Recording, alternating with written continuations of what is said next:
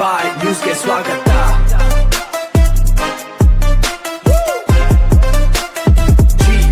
TV ವಿಶೇಷ ಸುದ್ದಿ ಪ್ರಸಾರಕ್ಕೆ ತಮಗೆಲ್ಲರಿಗೂ ಆತ್ಮೀಯ ಸ್ವಾಗತ.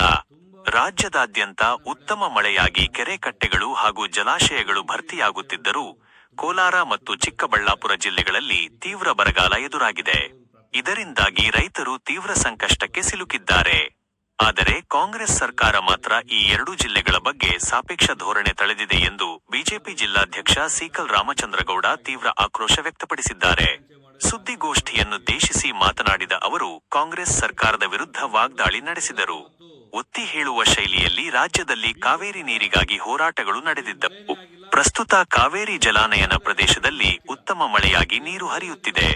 ಆದರೆ ರಾಜಧಾನಿ ಬೆಂಗಳೂರಿಗೆ ತೀರ ಹತ್ತಿರದಲ್ಲಿರುವ ಕೋಲಾರ ಮತ್ತು ಚಿಕ್ಕಬಳ್ಳಾಪುರ ಜಿಲ್ಲೆಗಳಲ್ಲಿ ಸೂಕ್ತ ಮಳೆಯಾಗದೆ ಬೆಳೆಗಳನ್ನೇ ಇಡಲಾಗದಂತಹ ಭೀಕರ ಪರಿಸ್ಥಿತಿ ನಿರ್ಮಾಣವಾಗಿದೆ. ಸಚಿವರ ನೇಮಕದ ಕುರಿತು ಮಾತನಾಡಿದ ಅವರು, ಕಾಂಗ್ರೆಸ್ ಸರ್ಕಾರ ಅಧಿಕಾರಕ್ಕೆ ಬಂದು 3.5 ತಿಂಗಳು ಕಳೆದಿದೆ. ಖಾತೆ ಹಂಚಿಕೆಗೆ 2 ತಿಂಗಳು ತೆಗೆದುಕೊಂಡರೂ ಕೋಲಾರ ಮತ್ತು ಚಿಕ್ಕಬಳ್ಳಾಪುರ ಜಿಲ್ಲೆಗಳಿಗೆ ಮಂತ್ರಿ ಸ್ಥಾನ ನೀಡದೆ ಅನ್ಯಾಯ ಮಾಡಿದೆ. ಈ ಮೂಲಕ 2 ಜಿಲ್ಲೆಗಳ ಜನರಿಗೆ ಸರ್ಕಾರ ದ್ರೋಹ ಎಸಗಿದೆ ಎಂದು ಆರೋಪಿಸಿದರು. ಇದೇ ವೇಳೆ ಮುಖ್ಯಮಂತ್ರಿಗಳ ಭೇಟಿಗೆ ಆಗ್ರಹಿಸಿದ ಅವರು, ಉಸ್ತುವಾರಿ ಸಚಿವರಿಲ್ಲದ ಕಾರಣ ಮುಖ್ಯಮಂತ್ರಿಗಳು ಖುದ್ದಾಗಿ 2 ಜಿಲ್ಲೆಗಳಿಗೆ ತಕ್ಷಣ ಭೇಟಿ ನೀಡಿ ರೈತರ ಸಂಕಷ್ಟ ಆಲಿಸಬೇಕು ಹಾಗೂ ಸೂಕ್ತ ಪರಿಹಾರ ಕ್ರಮಗಳನ್ನು ಕೈಗೊಳ್ಳಬೇಕು. ಇಲ್ಲವಾದಲ್ಲಿ ಬಿಜೆಪಿ ಹಾಗೂ ಎನ್ಡಿಎ ಒಕ್ಕೂಟದ ವತಿಯಿಂದ ತೀವ್ರ ಸ್ವರೂಪದ ಹೋರಾಟ ರೂಪಿಸಲಾಗುವುದು ಎಂದು ಎಚ್ಚರಿಕೆ ನೀಡಿದರು. ಇನ್ನು ಬರಗಾಲ ನಿರ್ವಹಣೆಯಲ್ಲಿ ಕಾಂಗ್ರೆಸ್ ಸರ್ಕಾರದ ವೈಫಲ್ಯದಿಂದ ಜನರು ಬೇಸತ್ತಿದ್ದಾರೆ.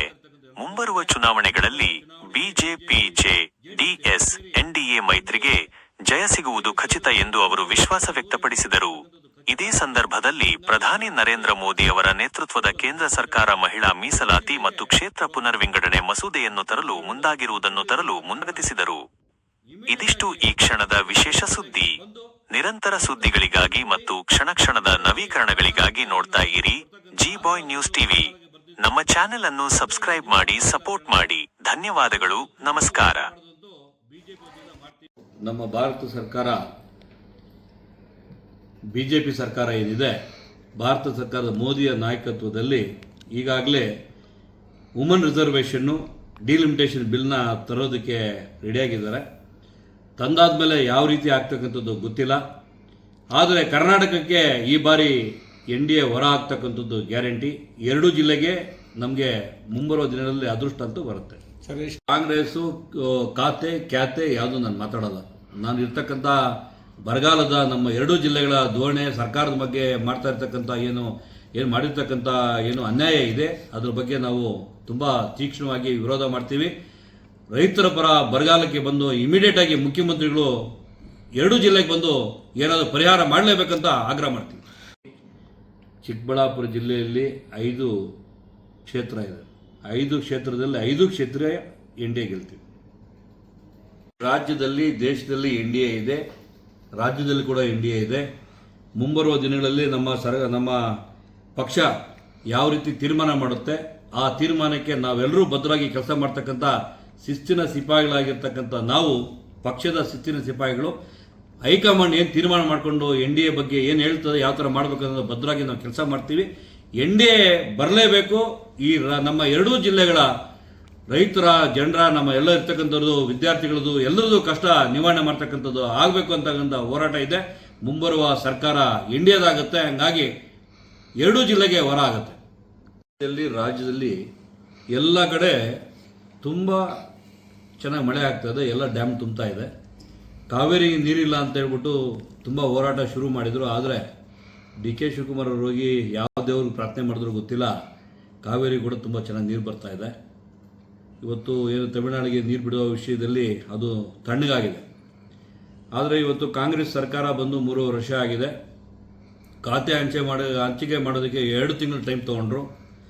2 ತಿಂಗಳು ಟೈಮ್ ತೊಗೊಂಡ್ರೆ ಕೂಡ ನಮ್ಮ ಕೋಲಾರ ಮತ್ತು ಚಿಕ್ಕಬಳ್ಳಾಪುರ ಜಿಲ್ಲೆ ಭೀಕರ ಬರಗಾಲ. ಈ ಸರಿ ಮಳೆನೇ ಆಗಿಲ್ಲ, ಉತ್ಬಿಟ್ಟಿದ್ದಾರೆ, ಆದರೆ ಬೆಳೆನೇ ಹಾಕಿಲ್ಲ. ಬೆಳೆ ಒಣಗೋಗಿದೆ ಅಂತ ಹೇಳೋದಕ್ಕೆ ಬೆಳೆನೇ ಹಾಕಿಲ್ಲ ಅಂತ ಪರಿಸ್ಥಿತಿ ಇರ್ತಕ್ಕಂಥ ಕೋಲಾರ, ಚಿಕ್ಕಬಳ್ಳಾಪುರಕ್ಕೆ ಬರಗಾಲ ಒಂದೇ ಅಲ್ದಿರನೇ ಸರ್ಕಾರದಲ್ಲಿ ಕೂಡ ಈ ಬರಗಟ್ಟೋಗಿರ್ತಕ್ಕಂಥ ಟೈಮಲ್ಲಿ ಇವತ್ತು ಕಾಂಗ್ರೆಸ್ಸಲ್ಲಿ ಏನು ಮಲತಾಯಿ ಧೋರಣೆ ಮಾಡಿದ್ದಾರೆ ಅಂತಕ್ಕಂಥದ್ದು ಆಗಿದೆ. ಯಾಕಂತ ಹೇಳಿದ್ರೆ ಬೆಂಗಳೂರಿಗೆ ರಾಜಧಾನಿಗೆ ತುಂಬ ಹತ್ತಿರ ಇರ್ತಕ್ಕಂಥ ಎರಡೂ ಜಿಲ್ಲೆಗಳಿಗೆ ಮಂತ್ರಿ ಸ್ಥಾನ ಕೊಡ್ದಿರ ಅದು ಅವರ ಯಾವ ಲೆಕ್ಕಾಚಾರದಲ್ಲಿ ಮಾಡಿದರೋ ಗೊತ್ತಿಲ್ಲ. ಭೀಕರ ಬರಗಾಲ ಇದ್ದರೆ ಕೂಡ ಇಲ್ಲ ಅಧಿಕಾರ ವಂಚಿತರಾಗಿ ಕಾಂಗ್ರೆಸ್ನಲ್ಲಿರ್ತಕ್ಕಂಥವ್ರು ಕೂಡ ಸುಮ್ಮನೆ ಕೂತಿದ್ರೆ ಗೊತ್ತಿಲ್ಲ. ಆದರೆ ಇದರಿಂದ ರೈತರಿಗೆ ದೊಡ್ಡ ಮಟ್ಟಿಗೆ ಆಘಾತ ಆಗಿದೆ. ಈ ಒಂದು ಬರಗಾಲ ತಕ್ಕ ಪಾಠ ಕಲಿಸ್ತಕ್ಕಂಥ ಕೆಲಸ ಮಾಡುತ್ತೆ. ಇದು ಈ ಬರ ಬಂದ್ಬಿಟ್ಟು ಇವತ್ತು ಆಗಿರ್ತಕ್ಕಂಥ ಕಾಂಗ್ರೆಸ್ನ ಏನು ಇವತ್ತು ನಡವಳಿಕೆ ಸರ್ಕಾರದ ನಡವಳಿಕೆ ಇದು BJPಗಂತೂ ವರದಾನ ಆಗುತ್ತೆ. ಯಾಕಂತ ಹೇಳಿದ್ರೆ ಇಡೀ ದೇಶದಲ್ಲಿ ಮೋದಿಜಿಯವರ ನಾಯಕತ್ವ ಯಾವ ಥರ ಮಾಡ್ತಾ ಇರ್ತಕ್ಕಂಥ ಎಲ್ಲರಿಗೂ ಗೊತ್ತಿದೆ. ಮುಂಬರುವ ಚುನಾವಣೆಯಲ್ಲಿ BJP JDS ಎರಡೂ ಸೇರಿ NDA ಏನಿರ್ತಕ್ಕಂಥದ್ದು 150ರಿಂದ 180 ಸೀಟ್ ಬರ್ತಕ್ಕಂಥದ್ದು ಖಚಿತ ಆಗುತ್ತೆ.